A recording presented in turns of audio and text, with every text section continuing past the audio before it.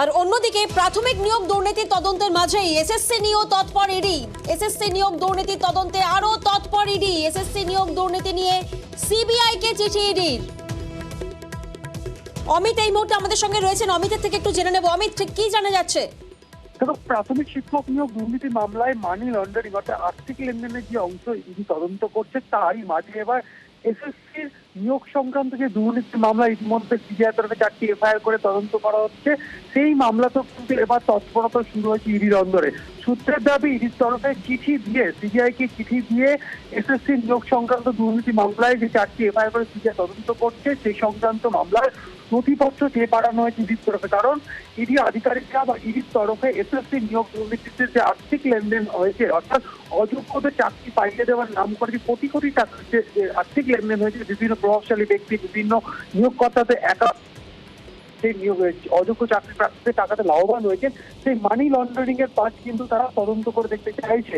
এই কারণেই এসএসসি নবম ও দশম শ্রেণীর শিক্ষক নিয়োগ সংক্রান্ত দুর্নীতি, একাদশ ও দ্বাদশ শ্রেণীর শিক্ষক নিয়োগ সংক্রান্ত দুর্নীতি, গ্রুপ সি ও গ্রুপ ডি নিয়োগের ক্ষেত্রে যে দুর্নীতি হয়েছে, অর্থাৎ 4টি এফআইআর করে সিবিআই যে তদন্ত করছে, গত 1.5 বছর ধরে সিবিআই তদন্ত করে কি পেল, অর্থাৎ সিবিআই তরফে এখনো পর্যন্ত তাদেরকে গ্রেপ্তার করা হয়েছে। অর্থাৎ এসএসসি নিয়োগ সংক্রান্ত দুর্নীতি মামলাতে কল্যাণময় গঙ্গোপাধ্যায় এবং বিভিন্ন ব্যক্তি যে গ্রেপ্তার করা হয়েছে, তাদের আর্থিক লেনদেন বা তাদের কোনো সম্পত্তি কেনা হয়েছিল, এই বিষয়গুলো কিন্তু নথি চেয়ে পাঠানো হয়েছে ইডির তরফে। ইতিমধ্যে বেশ কিছু নথি কিন্তু পাঠানো হয়েছে সিবিআই তরফে।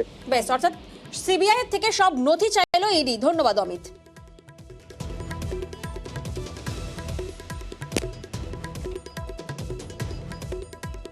উৎসাহ ভাতাতেও কেলেঙ্কারি। উৎসাহ ভাতার টাকা যাচ্ছে অন্য অ্যাকাউন্টে। কাজ করায় বিডিও সহ একাধিক সরকারি আধিকারিকরা। দুয়ারে সরকার ক্যাম্প চালাতে সরকারি কর্মীদের উৎসাহ ভাতা দেয় রাজ্য সরকার। খড়িবাড়িতে সেই উৎসাহ ভাতা নিয়েই এবার জোর শোরগোল। অভিযোগ, উৎসাহ ভাতার 5,000 টাকা চলে যাচ্ছে অন্যান্যদের অ্যাকাউন্টে। আরো অভিযোগ রয়েছে, পুরো ঘটনার পেছনে হাত রয়েছে খড়িবাড়ির বিডিও সহ বিভিন্ন সরকারি আধিকারিকদের।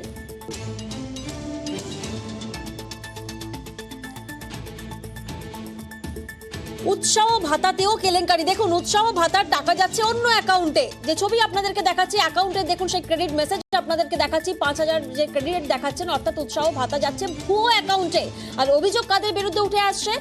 অভিযোগ, উৎসাহ ভাতার 5,000 টাকা চলে যাচ্ছে অন্যান্যদের অ্যাকাউন্টে। আরো অভিযোগ রয়েছে যে পুরনো ঘটনার পিছনে হাত রয়েছে খড়িবাড়ির বিডিও সহ বিভিন্ন সরকারি আধিকারিকদের।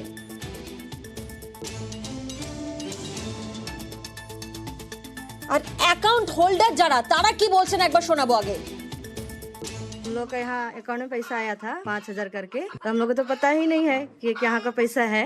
जो भी पैसा आया है उसको हम लोग जहाँ से आया वहीं रिटर्न कर देंगे। कहाँ से आया है?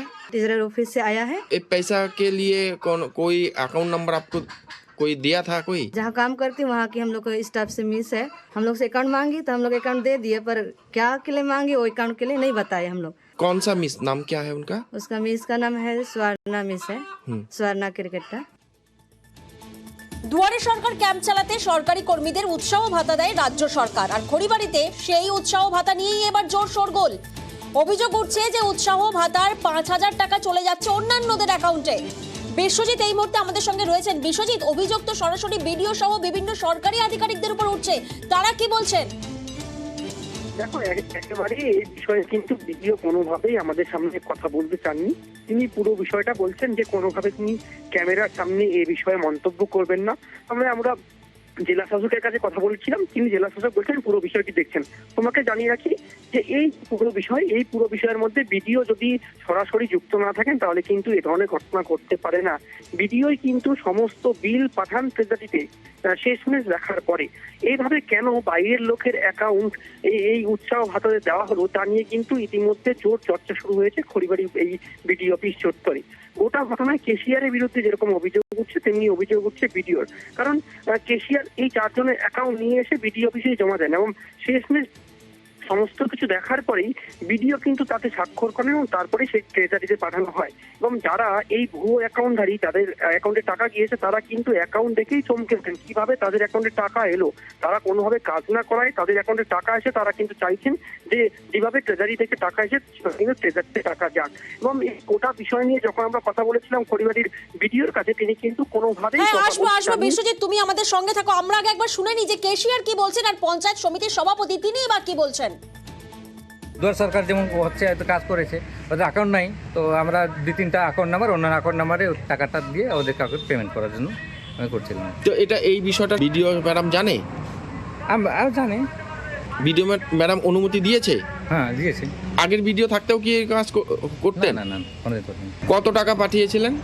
5,000 টাকা। এই বিষয়টা নিয়ে তো আমার জানা নেই। যদি এইভাবে না হয়, ব্লক থেকে, ব্লকের আমাদের বিডিওরা যদি নিয়ে থাকেন, তাহলে কিন্তু খুব ভুল করছেন। সেটা আমাদের সরকার কিন্তু কলঙ্কিত হচ্ছে। এই বিষয়টা নিয়ে প্রথমে আমি সভাধিপতিকেই জানাবো, তারপর যদি সেটা সঠিক না হয় ডিএমকে আমি জানাবো। অর্থাৎ অভিযোগ উঠছে যে পুরো ঘটনার পিছনে হাত রয়েছে খড়িবাড়ির বিডিও সহ বিভিন্ন সরকারি আধিকারিকদের। আরো একবার যাবো বিশ্বজিতের কাছে। বিশ্বজিৎ, বিডিও ঠিক কি বলছেন?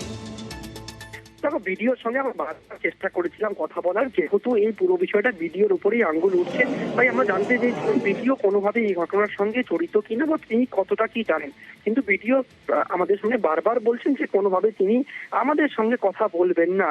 কেন তিনি কথা বলবেন না, আদেও কি ঘটনার সঙ্গে যুক্ত রয়েছেন কিনা সে বিষয় কিন্তু এখন পরিষ্কার নয়। তবে জেলা শাসক বলেছেন তিনি গোটা বিষয়টি তদন্ত করে দেখবেন, কেননা এ ধরনের অভিযোগ ওঠা কিন্তু একদম নতুন ধরনের ঘটনা। এই বিডিওর বিরুদ্ধে অভিযোগ উঠছে এবং কিভাবে এই ভুয়ো অ্যাকাউন্টধারীদের টাকা গেল তা নিয়েও কিন্তু প্রশ্ন উঠছে এবং জোর চর্চায় শুরু হয়েছে। এবং খড়িবাড়ি তিনি পঞ্চায়েত সমিতির সভাপতি রয়েছেন, তিনি বলছেন এভাবে যদি ঘটনা হয় তাহলে কিন্তু সরকারের নাম বদনাম হবে। কারণ সরকারি আধিকারিকরা এ ধরনের কাজে যদি মদত দেন তাহলেই কিন্তু সরকারি টাকা তছরূপ হয় আর এই সমস্ত কেলেঙ্কারি উঠে আসে। তবে গোটা ঘটনায় খড়িবাড়ির বিডিও অফিস চত্বর কিন্তু থমথমে রয়েছে। যেভাবে কেশিয়ারের বিরুদ্ধে অভিযোগ উঠছে, একইভাবে কিন্তু কেশিয়ার অভিযোগ করছেন যে বিডিও এই ঘটনার সঙ্গেও যুক্ত রয়েছে। একদমই, সরকারি আধিকারিকদের মদত না থাকলে উৎসাহ ভাতার টাকা যায় কি করে অন্যদের অ্যাকাউন্টে, এই তো প্রশ্ন উঠছে। বিডিও কি বলছেন শোনাবো একবার। আমি তো কিছু বলছি, আমি জাস্ট আপনাকে বলেছি যে আমি ভিজুয়াল মিডিয়াতে কোনো স্টেটমেন্ট দিতে পারবো। ঠিক আছে, আমরা তো ফোর্স করতে পারি না, কিছু করার নেই, এটা অবশ্যই ভিজুয়াল মিডিয়াতে আমি দিতে পারবো। আমি তো স্যারকে বলেছি আপনি ডেভেলপমেন্ট রিলেটেড যেই বলবেন আমি করতে, মানে প্রিন্ট মিডিয়াতে বলবেন, ভিজুয়াল, কিন্তু এইটা তো আমি ইন্টারনালি সলভ করতে চাইছি। উনি যা করে বসে আছেন ভুল করে, ওটাকে আমাকে দেখতে হবে। মানে আপনাকে এইটা দিয়ে বাইট দিয়ে তো আমার কোনো হবে না, ওটা তো আমি শুধরাতেও পারবো না।